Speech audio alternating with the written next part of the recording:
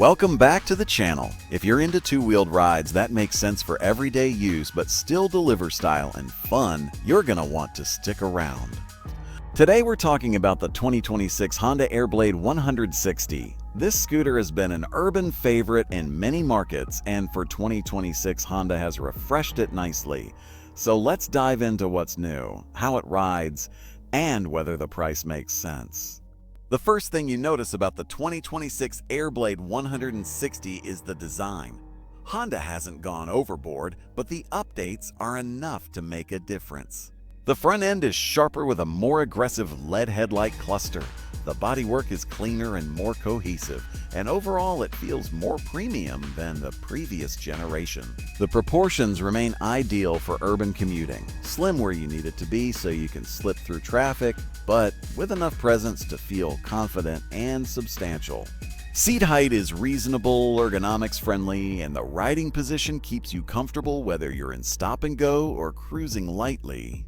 Under the bodywork sits a 156.9cc liquid-cooled single-cylinder engine, Honda's ESP plus 4-valve design that delivers around 15 horsepower and 14.8 Nm of torque, according to Honda's release for this variant. That's plenty for what this scooter is built for.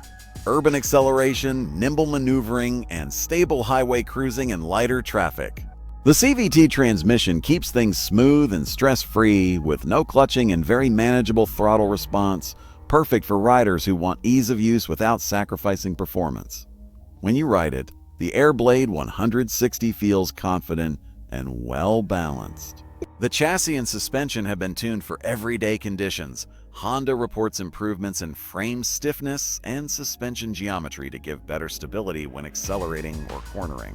The front suspension is a telescopic fork setup, and the rear uses twin shocks. It's simple, but for city use and occasional longer rides it works.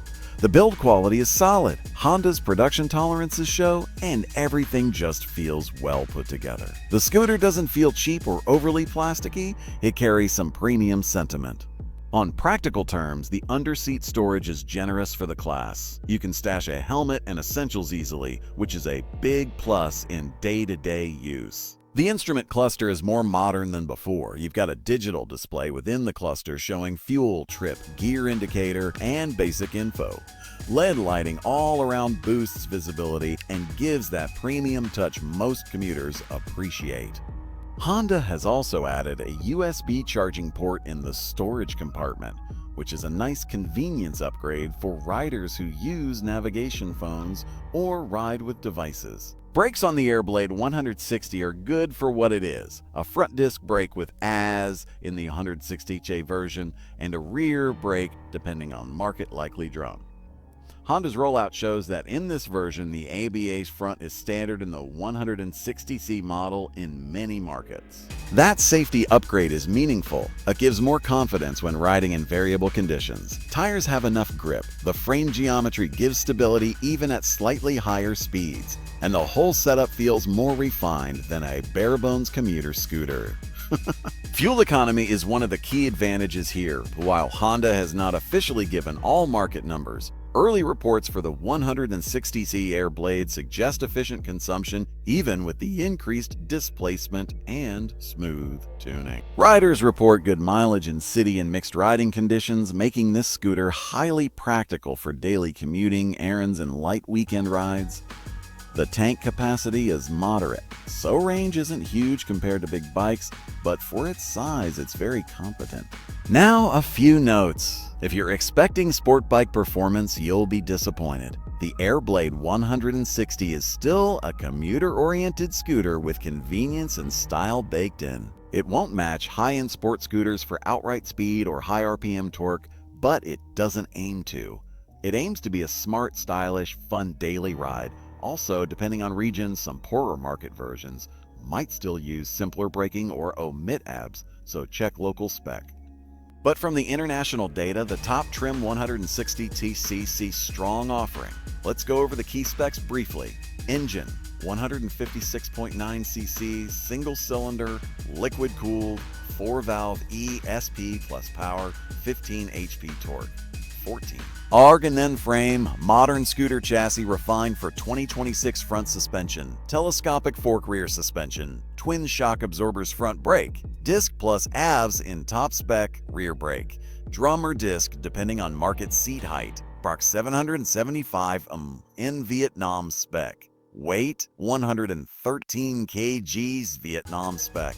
Lighting full LED convenience. USB charging port, smart key depending on market storage. Under seat storage, large enough for helmet and essentials with those specs in mind.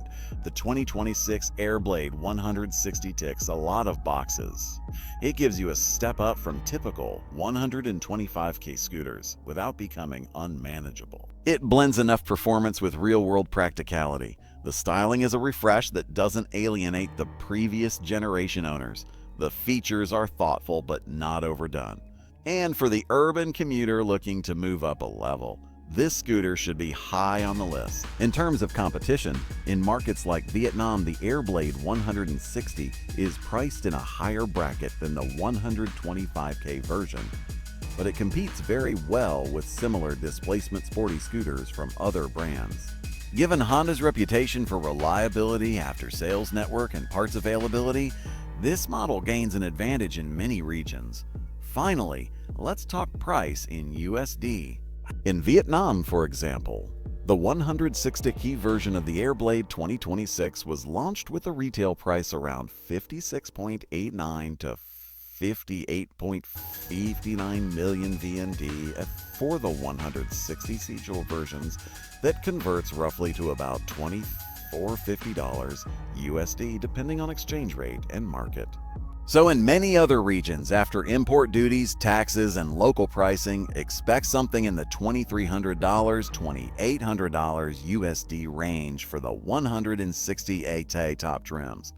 For the 125key version, the price would be lower accordingly. If you're considering importing or buying locally, you'll want to check local dealer pricing for your country. So, to wrap things up, the 2026 Honda Airblade 160 is a standout scooter in its class.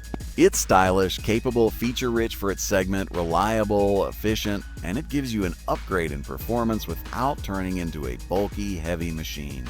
If you're commuting daily, want something fun in traffic, and appreciate Honda's reputation for build quality, this scooter should definitely be on your short list. Let me know what you think in the comments. Is this the kind of scooter you'd buy? Or do you want something sportier or more budget?